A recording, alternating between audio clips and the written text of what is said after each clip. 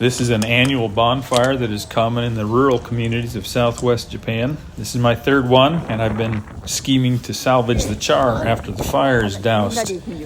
We begin gathering materials weeks ahead and put it all together 1 week in advance. This is a community event involving all age groups, but there are few young people.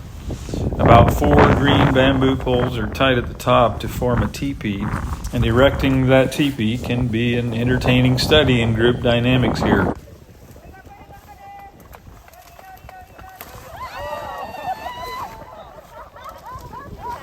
Everybody's finding ways to help, but nobody seems to be directed or doling out instructions.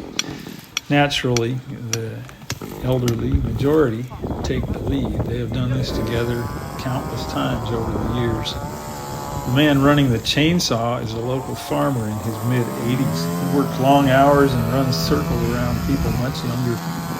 He is constantly in motion and is probably the focal point of leadership here. Appropriately, when the job is done, the young people flank him front and center in the group photo. A week later, some curious items have been added to the pile. At first, I thought people might be throwing on household trash, but these are offerings that have decorated household entries and family altars for the new year. This onibi fire is the respectful way to dispose of these offerings, and it's also a transfer of demons from the household to the fire, hence the name onibi, or demon fire.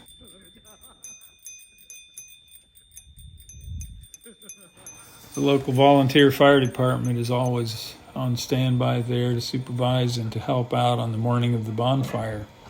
Now, as people are arriving, more offerings continue to be thrown onto the pile. Once the fire is lit, the bamboo explosions begin.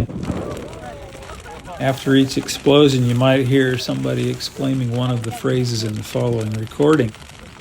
Oh no, honey! Neko no zumbi in no matar.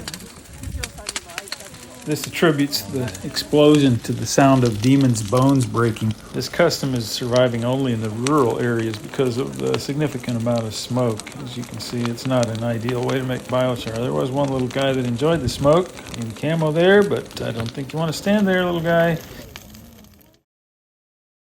Once the fire dies down a little bit, the long-handled shovels are brought out to distribute red-hot glowing coals to everyone who has brought rice cakes, which become soft when heated.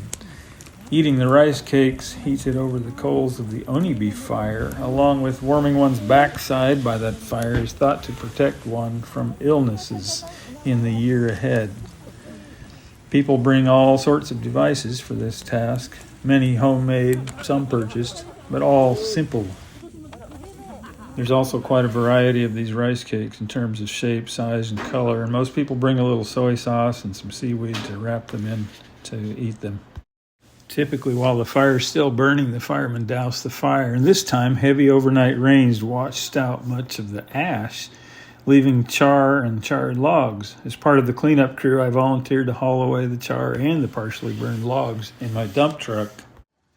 This saved everyone a lot of time and gave me an opportunity to explain the benefits of biochar, and everybody smiled when I said that this special onibi char would have extra protective powers in my garden.